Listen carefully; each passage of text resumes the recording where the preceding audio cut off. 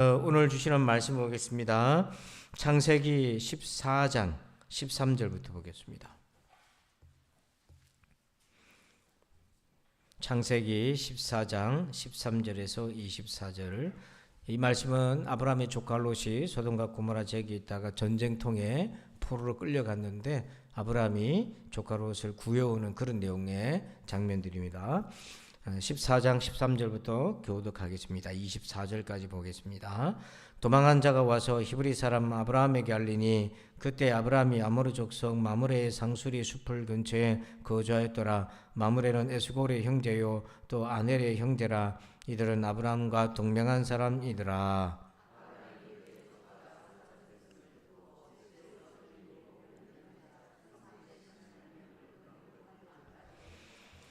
그와 그의 가신들이 나뉘어 밤에 그들을 쳐부수고 다메섹 왼편 호박까지 쫓아가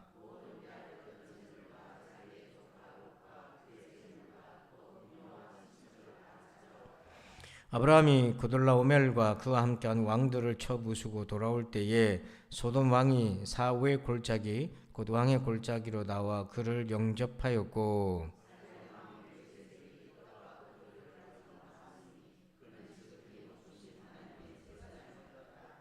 그가 아브라함에게 축복하여 이르되 천지의 주제시요 지극히 높으신 하나님이여 아브라함에게 복을 주옵소서.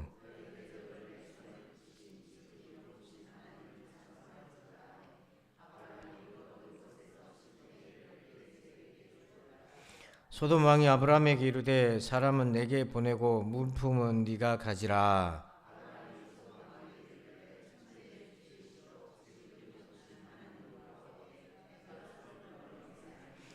네 말이 내가 아브라함으로 치부하게 하였다 할까요? 내게 속한 것은 실 한 오락이나 들매끈 한 가닥도 내가 가지지 아니하리라.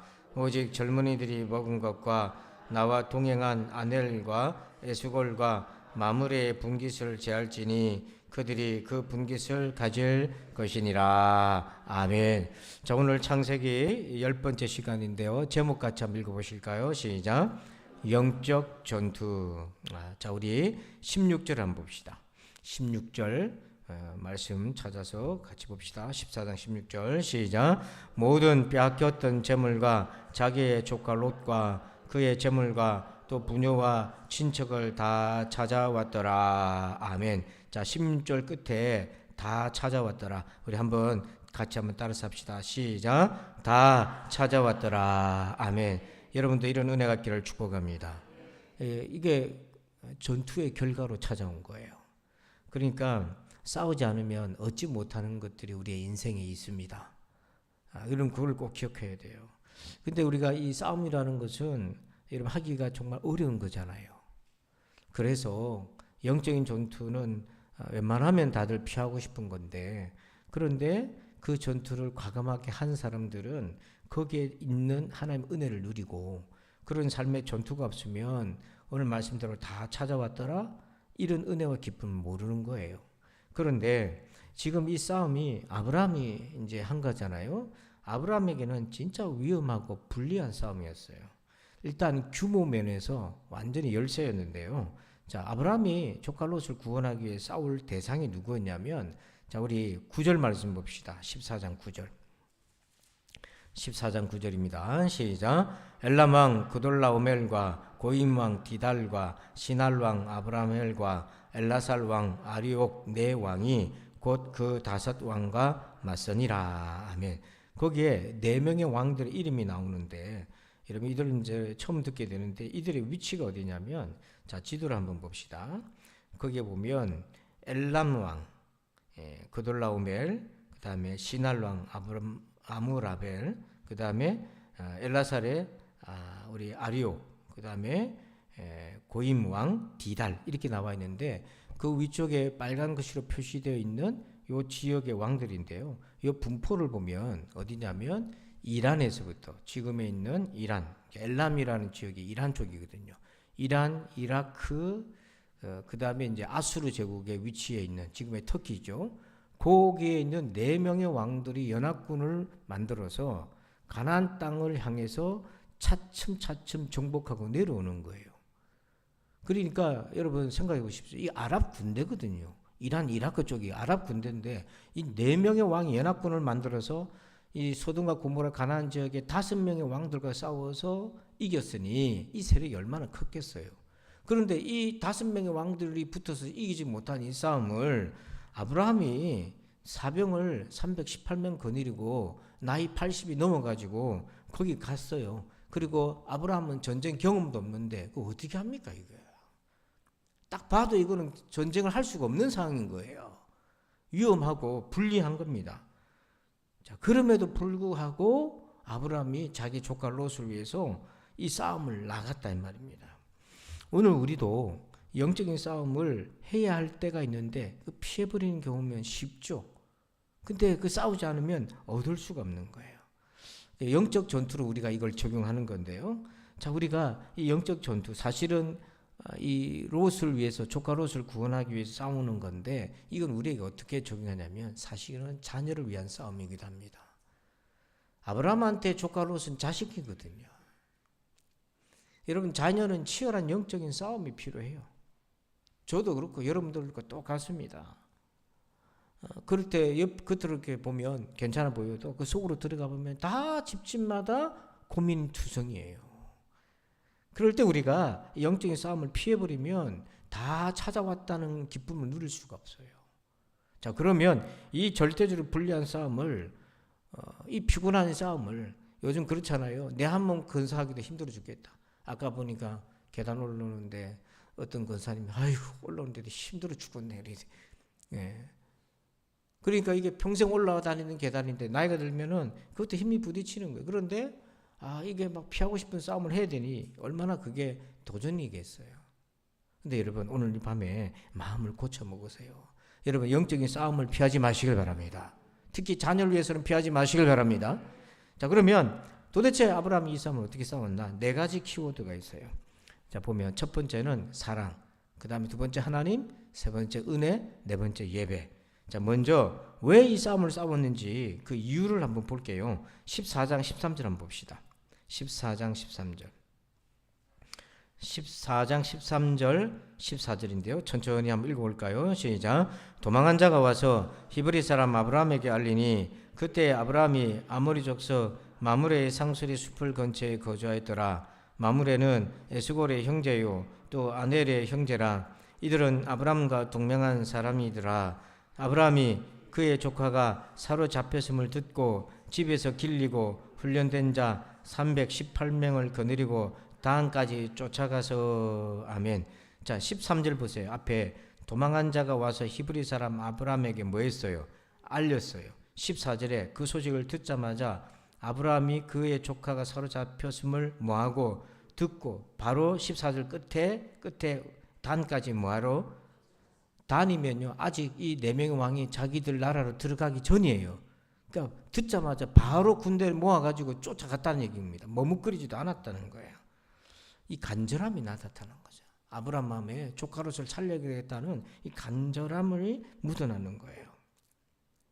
자, 이때 여러분 아브라함은 왜 조카의 사로잡힘을 듣고 단걸음에 그렇게 쫓아 올라갔습니까? 다른 이유가 없어요. 사랑하기 때문에 그런 거예요. 우리의 그리스도인의 부모 사랑은 믿지 않는 사람들의 부모 사랑과 좀 달라요. 믿지 않는 부모들은 자식들 위해서 뒷바라지도 할 수 있는 거 다 하죠. 그건 우리도 하는 건데. 근데 우리는 그 자녀를 위해서 하나님 앞에 나오는 거잖아요. 그러니까 그리스도인 부모가 자녀를 사랑한다면 자녀를 위한 기도의 자리는 반드시 남아야 되는 겁니다. 제가 올해 우리 기도에 누가 기도 1호24 기도 주일날 10분 기도하는 것도 어느 날 그 부모의 눈물들을 보게 돼요. 그 마음이 참 아프더라고요.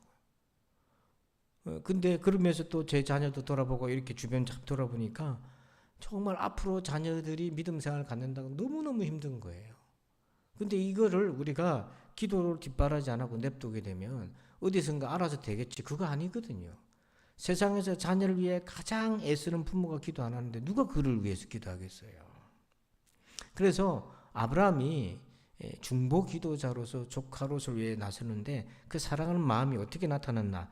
자, 여러분 성경 한번 화면 볼까요? 18장 창세기 18장 22절 23절 화면 보고 화면에 있어요. 이거는 같이 읽어봅시다. 시작. 그 사람들이 거기서 떠나 소돔으로 향하여 가고 아브라함은 여호와 앞에 그대로 섰더니 아브라함이 가까이 나아가 이르되 주께서 의인을 악인과 함께 멸하려 하시나이까. 아멘. 자, 22절 한번 보세요. 22절에 아브라함의 위치를 한번 보세요. 아브라함 위치가 어디 있는지. 요 앞인데 그냥 요 앞이 아니라 소돔과 그 다음에 여호와 사이에 있는 거예요. 말씀 잘 보여요? 그 사람들이 거기서 떠나 천사들이 떠나서 소돔으로 향하여 심판하러 갑니다. 그때 아브라함은 하나님 앞에 섰다. 이 말은 소돔과 하나님 사이에 아브라함이 선 거예요. 소돔에는 누가 살고 있죠? 조카 롯이 살고 있어요. 중보기도라는 게 그겁니다. 하나님의 진노와 진노의 대상자 사이에 서는 거예요. 그 사이에 서가지고 22절에 그대로 섰더니 돼 있잖아요. 요 앞에 그대로 섰다. 이 말이 그냥 선 게 아니라 서서 뭐 했습니까? 23절에 아브라함이 가까이 나아가 이르되 하나님 앞에 가까이 나아가서 뭐 했다? 이르되 기도한 거예요. 시작한 거예요. 하나님께 매달린 거예요. 주님, 의인을 악인과 함께 멸하라 하십니까? 그 내 조카가 있는데 악인들 때문에 내 조카까지 죽게 내버려 두시겠습니까? 하고는 사랑하는 마음으로 전투에 나선 거예요. 그러니까 여러분 중보기도는 의무라서 하는 게 아니라 사랑하기 때문에 해야 되는 겁니다. 성경 누가복음 7장 2절에 한번 같이 읽어볼까요? 여러분도 한번 읽어주세요. 시작. 자, 여기 백부장은 로마 장교지 않습니까? 100명을 건드리는 장교인데 자기 집안에 종이 아팠어요. 죽어가고 있어요. 그래서 그것 때문에 예수님 앞에 나옵니다. 여러분 이런 주인이 얼마나 되겠어요? 자기 종이 아프다고 예수님 앞으로 나오는 주인이 몇 명이나 되겠어요? 근데 이 말씀에 백부장이 그렇게 나왔습니다. 그래서 예수님이 이만한 믿음을 찾아본 적이 없다 할 정도로 칭찬한 믿음이잖아요. 백부장이. 그런데 자식도 아니고 종을 위해서 나왔는데 어떤 종이라고 되어 있습니까? 그러니까요. 사랑하는 자를 위해서 예수님 앞에 나왔다는 겁니다. 종이라서가 아니라 사랑하기 때문에. 여기 사랑이라는 건 우리가 흔히 말하는 러브가 아니고 어떤 의미냐면 존경하다. 또 귀하게 여기다 그런 거예요. 그러니까 아마 이 종은 백부장이 정말 종이지만 존경하고 마음으로 의지했던 그런 귀한 종이었던 것 같아요. 그러니까 그가 죽어가는 것을 견딜 수 없어서 이 백부장 입장에서는 로마 사람이고 예수님은 유대인인데 식민지에 있는 사람인데 이게 지금 높아도 백부장이 더 높은 건데 예수님 앞에 나가서 겸손히 주님 우리 집에 와서 우리 종을 좀 고쳐주세요. 내 종을 고쳐주세요 하고 겸손히 구하는 거잖아요. 그렇게 관계가 역전될 수 있었던 거는 자기 문제가 아니라 종의 문제가 있었던 거는 사랑하기 때문에. 그래서 여러분 영적 전투는요 사랑하기 때문에 하는 거예요. 여기 계신 여러분들이 자식 다 있잖아요. 물론 나름대로 기도하시겠지만 오늘 이 말씀을 통해서 우리가 점검해 보세요. 나 정말 사랑해서 기도하나? 내 자식이니까 체면 때문이라도 그게 아니라 정말 나의 자녀를 사랑하기 때문에 기도하나? 여러분 기도하다가 사랑이 회복되시길 바랍니다. 여러분의 사랑이 기도로 나타나시길 바랍니다. 이게 영적인 싸움이에요. 여러분의 자녀들이 누구한테 포로 끌려갔든지 무슨 문제에 지금 포로 끌려갔든지 거기서 빼내와야 될 거 아닙니까? 그래서 이 아브라함이 감당 안 되는 싸움이지만 물불 안 가리고 쫓아 올라간 거는 사랑하기 때문에. 두 번째로 기도의 영적 전투에 올립니다. 두 번째는 하나님을 바라봐야 되는데요. 자, 우리 본문 14장 18절 한번 볼까요? 몇 구절 볼 텐데, 자, 여기 처음으로 하나님이 어떤 분이신지가 이제 나타나요. 자, 먼저 18절부터 한번 볼게요. 시작. 살렘왕 멜기세덱이 떡과 포도주를 가지고 나왔으니 그는 지극히 높으신 하나님의 제사장이었더라. 아멘. 자, 여기 보니까 멜기세덱이 하나님의 제사장인데 어떤 하나님이라고 되어 있습니까? 지극히 높으신 하나님. 자, 19절 볼까요? 19절에 그가 아브라함에게 축복하 이르되 천지의 주제이시요 지극히 높으신 하나님이요 아브라함에게 복을 주옵소서. 자, 이 19절에는 하나님 어떤 분으로 나타나 있어요? 천지의 주제, 그 다음에 지극히 높으신 하나님, 그 다음에 아브라함에게 뭐예요? 복 주시는 하나님. 자, 그 다음에 22절 보세요. 22절 보면 아브라함이 소돔 왕의 길에 대해 천지의 주제이시오 지극히 높으신 하나님 여호와께 내가 손을 들어 맹세하노니. 자, 지금 아브라함 입에서 하나님을 어떤 분으로 고백하고 있죠? 천지의 주제이시고 그 다음에 지극히 높으신 하나님.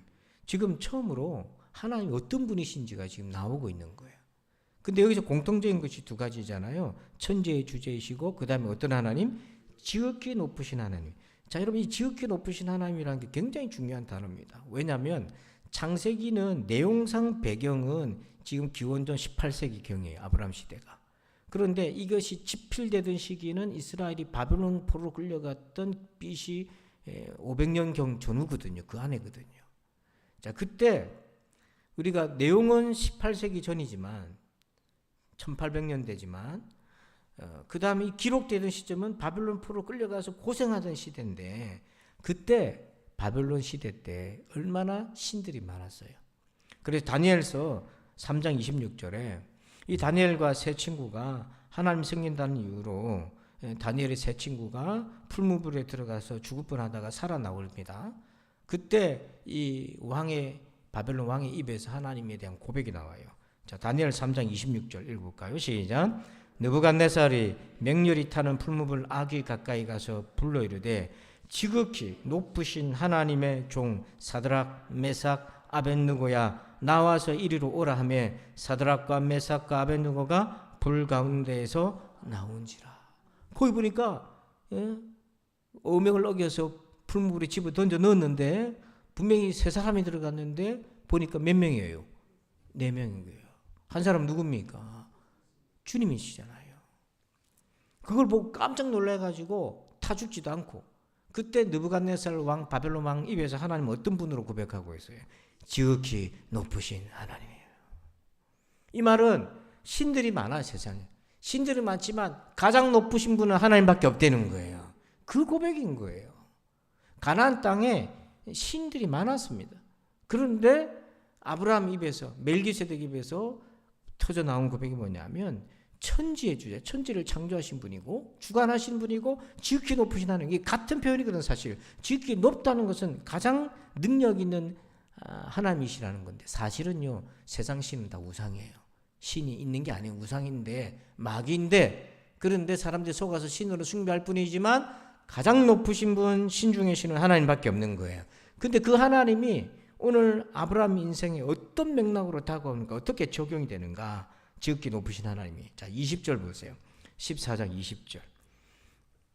우리가 자녀를 위해 기도할 때 하나님을 바라보고 기도해야 되니까요. 자 20절 읽어봅시다. 시작. 너희 대적을 내 손에 붙이신 지극히 높으신 하나님을 찬송할지로다 하며 아브라함이 그 얻은 것에서 10분의 1을 멜기세덱에게 주었더라. 아멘. 자 20절에 그 천지의 주제이시고 지극히 높으신 하나님은 어떤 분으로 우리의 삶 속에서 일하고 계십니까?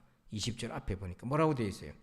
너희 대적을 내 손에 붙이신 지극히 높으신 하나님. 지극히 높으신 하나님이 왜 중요하냐면 너의 대적을 네 손에 붙일 수 있는 분이라는 거예요.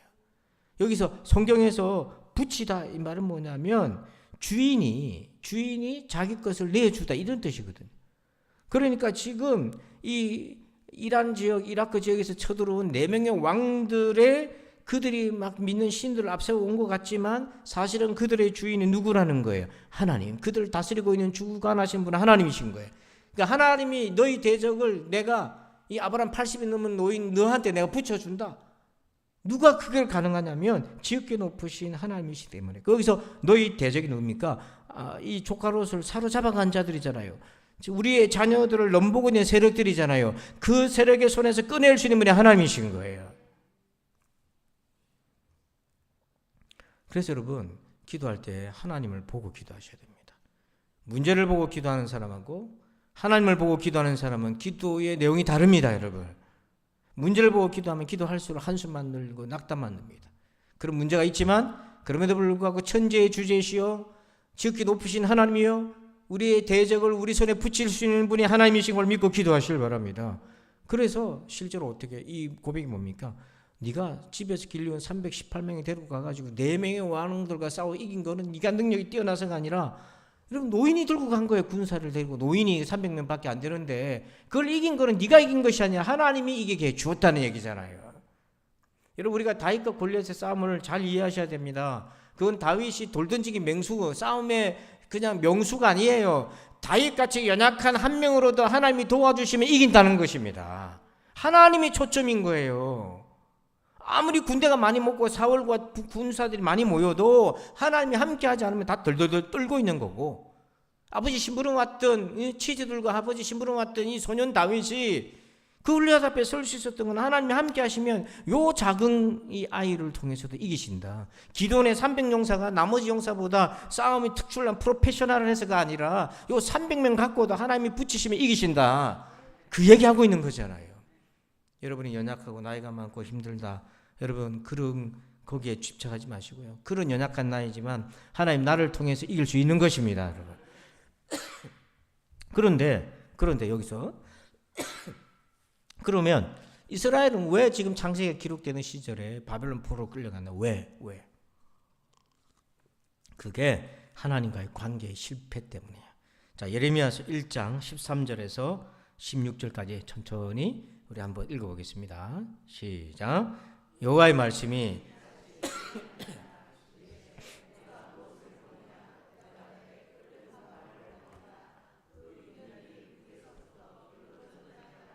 여호와께서 내게 이르시되 재앙이 북방에서 일어나 이 땅의 모든 주민들에게 부어지리라.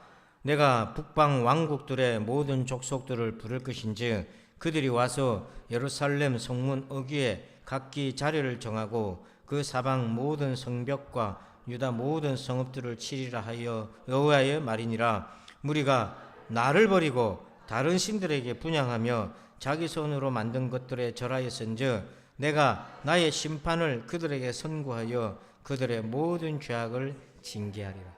북방에서부터 기울어진 솥으로 하나님의 심판을 상징적으로 보여주면서 북방에서 온다 이 말은 뭐냐면 바로 지금 아브라함이 그 조카 롯을 사로잡아갔던 4명의 왕들도 북방에서 온 거거든요.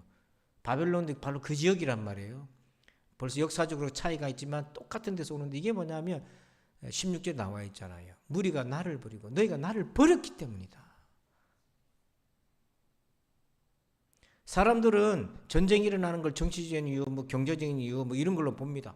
대부분 전쟁이 일어나는 거는요 약탈을 목적으로 하는 거예요. 노예를 끌고 가면 전쟁에 있어 이기면 그 지역 백성들을 데려가잖아요. 돈하고 다 금이고 다 뺏고 사람을 데리고 가지 않습니까? 이 노예를 데려가면 노동력인 거거든요. 그러면 나라의 국력이 갑자기 신장합니다. 이런 식으로 세를 불리는 거거든요. 근데 성경은요 전쟁이 영토 싸움, 경제력의 싸움 그런 것을 넘어 하나님의 심판의 도구라고 얘기해 주고 있어요. 소돔과 고모라가 지금 그런 일이잖아요. 하나님의 심판의 그늘 아래 있는 거죠.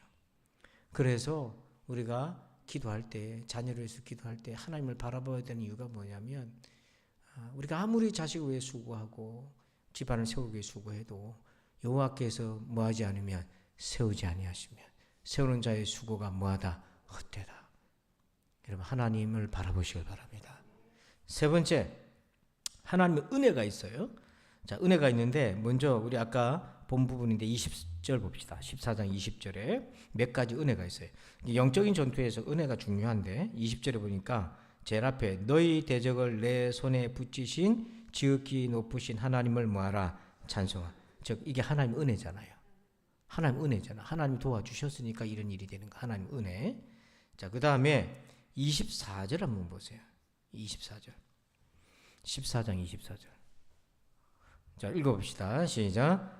오직 젊은이들이 먹은 것과 나와 동행한 아넬과 에스골과 마므레의 분깃을 제할지니 그들이 그 분깃을 가질 것이니라. 자, 지금 아브라함이 집에서 길러온 군사 318명을 데리고 올라갔다 했는데 여기 보니까 동맹을 맺은 사람도 같이 들어갔어요. 자, 누가 들어갔다고 되어 있습니까? 24절에 아넬, 에스골, 마므레. 여기서 이 사람들이 뭔데 아브라함을 도와줬겠어요? 즉, 이 영적인 싸움에서 돕는 자를 붙여주시면 하나님이시잖아요.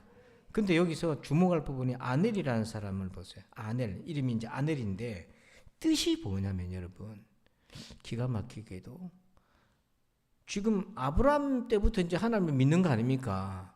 근데 여기 아넬이라는 이름의 뜻이 하나님의 셈이라는 뜻이에요. 그 말인즉슨 아브라함만 하나님을 믿은 게 아니라 성경에 기록되어 있지는 않지만 나타나지 않지만 하나님을 믿는 사람들도 또 뭐하고 있었다? 있었다라고 얘기하는 거예요. 그러니까 우리가 몰라도 하나님 은혜는 우리의 삶 속에 흐르고 있다는 거죠. 그 중요한 힌트가 또 하나 있습니다. 18절 볼까요? 14장 18절. 한번 읽어봅니다. 시작. 살렘왕 멜기세덱이 떡과 포도주를 가지고 나왔으니 그는 지극히 높으신 하나님의 제사장이었더라. 갑자기 하나님의 제사장이 나타났어요. 멜기세덱이라고. 살렘왕 예루살렘 쪽에 있는 멜기세덱인데요. 그 사람을 지극히 높으신 하나님의 제사장이라. 여러분 이 표현이 나왔는데 그러면 이 아브라함 시대 때 우리는 아브라함이 하나님의 부름을 받고 온 걸로 보고 있는데 그 땅의 살렘 왕 멜기세덱 역시 누구를 믿고 있었다는 얘기예요? 하나님을 믿고 있었다는 얘기인 거예요. 그러니까 아넬이라는 뜻도 하나님의 셈이라는 뜻이고 이 멜기세덱도 하나님의 높으신 제사장이고 그러니까 여러분 요한복음 21장 25절 보세요. 자, 읽어볼까요? 시작.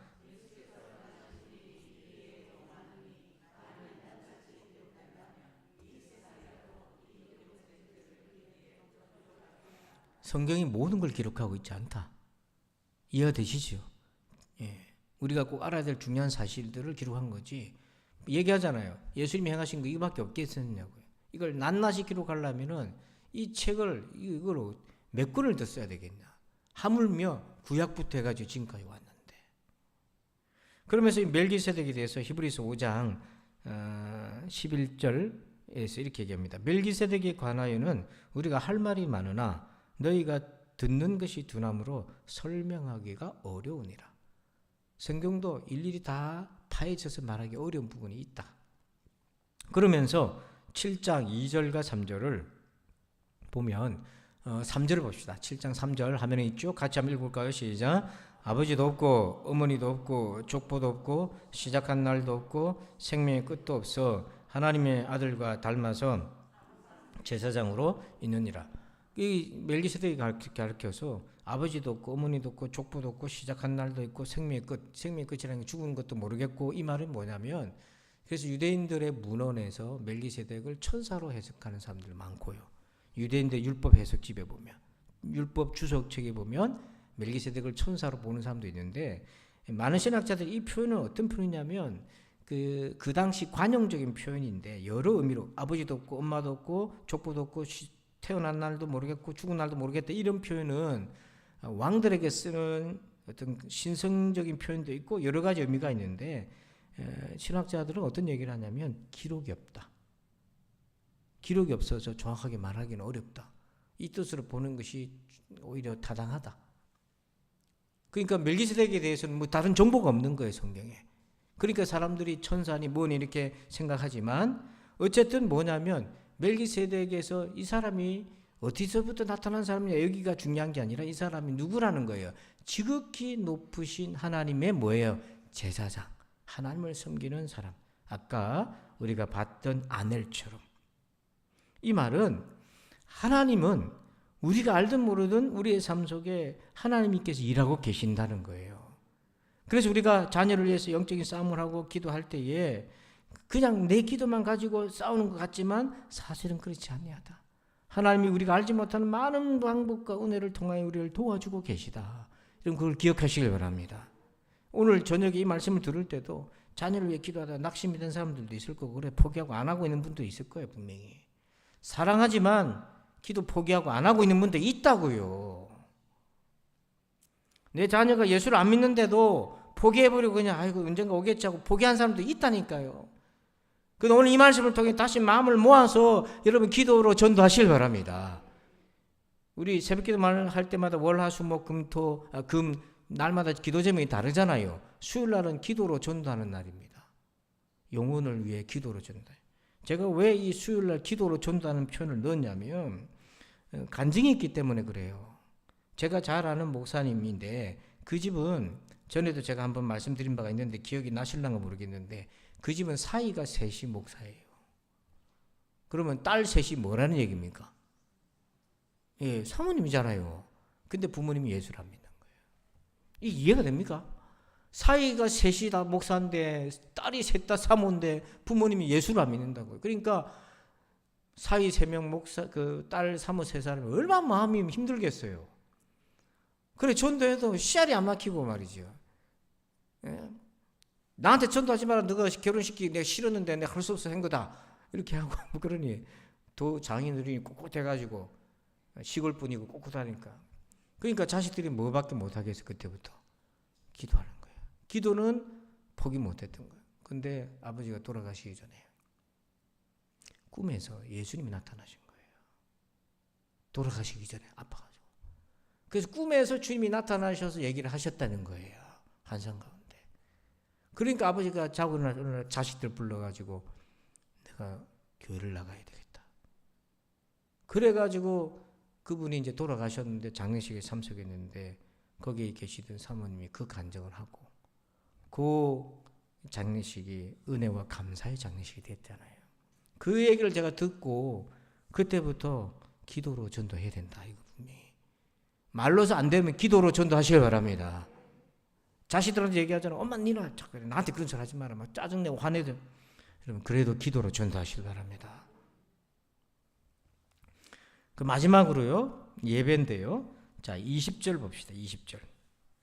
20절 읽어볼까요? 자 시작. 너희 대적을 내 손에 붙이신 지극히 높으신 하나님을 찬송할지로다 하매 아브라함이 그 얻은 것에서 10분의 1을 멜기세덱에게 주었더라. 아멘. 여기 보니까 처음 11조가 나와요. 자, 아브라함이 멜기세덱에게 11조를 이제 바쳤는데 제사장이니까 드린 거예요. 뭐 때문에 드렸습니까? 11조를. 20절 앞에 얘기하잖아요. 너희 대적을 내 손에 누가 붙였다고요? 하나님이 붙였잖아요. 그러니까 이 승리는 누구 때문이다? 그래서 찬송이란 말은 예배거든요. 예배 예물로서 드린 거예요. 자, 여기서 여러분 찬송은 예배인데 아브라함의 예배의 깊이가 달라져요. 여기서부터. 자, 여러분 성경을 한번 찾아봐요. 13장 18절 한번 보세요. 13장 18절. 13장 18절 한번 읽어볼까요? 시작. 예, 아브라함이 장막을 옮겨 헤브론에 있는 마므리 상수리 수풀에 이르러 거주하며 거기서 여호와를 위하여 제단을 쌓았더라. 자, 18절의 끝에 아브라함이 여호와를 위하여 뭘 쌓았어요? 예배 드린 거잖아요. 뭐 때문에 거기다가 제단을 쌓았습니까? 뭐 때문에 제단을 쌓았습니까? 거기다가. 예, 18절 앞에 이 아브라함이 장막을 뭐해서 옮겨가지고 헤브론으로 왔다 이 말입니다. 그래서 보통 우리 이사하면 이사 예배 드리잖아요. 이런 거 보고 하잖아요. 어쨌든 장막을 거주지로 옮겨서 그 자리에서 하나님을 높였잖아요. 어떻게 보면은 지극히 예전에 아브라함이 우상 섬기던 습관처럼 그렇게 하는 것이에요. 그렇게. 그래서 그 이전에도 제단을 쌓았는데 그게 뭐냐면 가나안 땅에 와서 제단 쌓고 헤브론으로 옮겨와가지고 제단을 쌓았어요. 이제 이 범위 안에서 맴돌았어요, 아브라함이. 자, 그런데 14장 20절 보세요. 14장 20절. 그 이사해가지고 제단 쌓았던 아브라함의 그 예배의 범주가 14장 20절에는 어떻게 바뀝니까? 너희 대적을 내 손에 붙이신 지극히 높으신 하나님을 뭐하라? 자, 거기서 하나님의 경험이 새롭게 일어난 거죠. 이길 수 없는 싸움을 하나님이 이기게 해주신 것. 그게 뭡니까? 영적 전투에서 승리하게 하신 하나님을 만났기 때문에 그때의 찬송은 이사해가지고 헤브론에다가 제단 올리는 것과는 결이 다른 거예요. 내용이 다른 거예요. 오늘 우리의 예배는 어떤가? 아브라함이 가나안 땅에 와가지고 제단 쌓고 애굽으로 내려갔다가 난리 법통을 하고 난리를 그렇게 치고 올라와가지고 헤브론으로 와서 다시 정신 차리고 하나님 잘하겠습니다 하고 제단을 쌓았던 그 테두리 안에 있던 예배가 어떤 면에서 조카 롯이 끌려갔을 때 아이고 내가 어떻게 가나 하고 안 했을 수도 있는데 사랑하니까 싸움에 뛰어들어가서 하나님 은혜를 경험하면서 거기서 하나님께 11조를 드리면 찬송하며 예배를 올려드렸는데 이 예배는 이전에 하던 것과는 다른 거라 이 말이에요. 하나님을 만난 경험이 다르다 이 말이에요. 그러면 예배가 더 풍성해지고 깊어진 거예요. 이게 왜 중요하나? 저를 한번 보실래요? 저를 보십시오. 예. 이스라엘이 창세기 기록될 때 바벨론 포로로 끌려갔다고 했잖아요. 그때 예배가 없어서 끌려간 거 아닙니다. 이사야서나 예레미야서는 다 보세요. 내가 기름 냄새 때문에 질린다 내가. 말라기를 보세요. 11조 얘기 나오잖아요. 우리 언제 11조 떼먹었습니까 하잖아요. 그게 안 했던 게 아니라 다 했는 거예요. 근데 뭐가 없었냐? 바로 지금 아브람처럼 영적인 전투를 통해서 하나님을 경배하는 10의 1조의 예배가 없는 거예요. 대신에 뭐만 들어있나? 그런 거 없이 그냥 제사 11조 요것만 갖다 낸 거예요. 싸움이 없이 그것만 갖다 낸 거예요. 그러니 하나님과의 만남이 없는 예배만 계속 진행됐던 거죠. 그러니까 뭡니까? 삶의 자리에 돌아가서 나쁘신 짓을 그대로 계속 하고 있는 거예요. 회개에 합당한 열매도 못 맺고 계속 그렇게 하고 있는 거예요. 하나님과의 인격적인 만남이 없는 그런 삶을 살아다 보니 그냥 형식적으로 예배를 드리고 갖다 드리고 그걸로 그냥 끝나버린 거예요. 그러면서 역사적으로 이스라엘이 가장 성전 짓고 솔로몬 때부터 성전 짓고 가장 예배가 화려하던 그 시절에 영적으로 하나님과의 관계는 가장 어두운 골짜기로 내려가고 있었던 거예요. 결국 뭐냐면 내가 하나님 앞에 드리는 예배의 깊이와 풍성함이 마비가 되거나 고착화가 되어버리면 어느 순간인가 우리의 삶도 무너지게 돼 있어요. 그렇기 때문에 여러분 아이고 내가 또 이렇게 기도해야 되나 그런 생각하면 안 돼요. 계속해서 싸우시기 바랍니다. 그래서 정리하면 이 영적 전투를 통해 네 가지를 꼭 기억하십시오. 첫 번째는요. 뭐 때문에 싸웠다고요? 사랑하니까 사랑의 전투. 두 번째는 뭐예요? 기도할 때 하나님을 바라봐라. 하나님이 지극히 높으신 천지의 주제 대적을 붙이신 하나님. 세 번째 이 싸움에는 뭐가 있다? 은혜가 있다. 하나님이 붙여주시고 동맹한 사람도 있고 돕는 사람도 있고 이미 하나님 은혜는 멜기세덱 통해 역사하고 계시다는 걸 알고 있고 몰랐는데 멜기세덱 입을 통해 아브라함한테 깨닫게 해주잖아요. 네 대적을 네 손에 붙인 건 하나님이시다. 알려줬잖아요. 그리고 네 번째 뭡니까? 그로 인해서 뭐가 깊어졌어요? 하나님과의 만남이 깊어지고 찬송이 올려드릴 때 그때의 아브라함의 고백은 이사해가지고 제단 올렸던 것과는 전혀 또 다른 차원의 내용이었다. 그래서 우리 사랑하는 부산진 성도 여러분 영적인 싸움의 상황에서 피하지 말고 싸웁시다. 피하지 말고 싸웁시다.